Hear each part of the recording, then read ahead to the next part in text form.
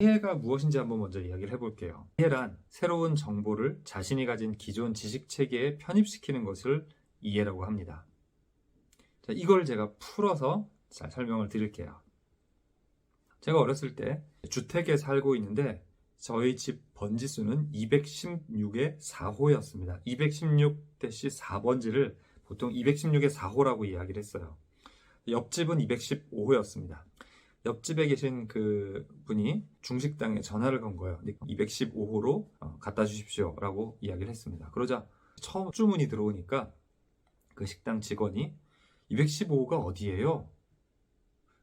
옆집 분이 4호 옆집이요 이렇게 이야기를 했습니다. 그러자 중식당에서 네 알겠습니다 하고 탁 끊었던 거예요. 이게 좀 사실 재밌는 상황입니다. 왜냐하면 203호는 202호 옆에 있는 거죠. 당연한 거죠. 그런데 주택은 사실 이렇게 딱 215호 옆에 216호가 있고 217호가 있고 이렇게 되지 않아요. 옛날에는 이제 이쪽 만들어지고 저쪽 만들어지고 했기 때문에 번호가 좀 왔다 갔다 합니다. 자, 그런데 216의 4호 옆집이요라고 하니까 네 알겠습니다. 탁 끊어버려서 옆집 분이 굉장히 재밌어 했었어요. 여러분이 이것이 재밌지가 않더라도 중요한 건 이제부터입니다. 식당 직원이 216의 4호가 어디예요? 라고 물어봤죠. 즉 216의 4호라는 것을 들었을 때 그게 어디지? 하고 자기 머릿속을 이렇게 싹 탐색을 했는데 별로 들어온 게 없었던 거죠.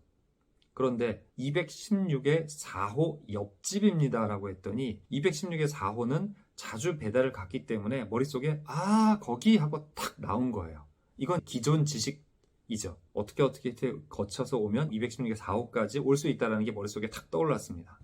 그래서 기존에 갖고 있던 216의 4호까지 가는 경로에 대한 지식에 옆집이라는 걸 더해서 215호가 어디에 있겠구나 완성을 한 거죠. 이렇게 함으로써 기존 지식 편입한 새로운 체계를 만든 거예요. 이게 이해가 된 상태입니다.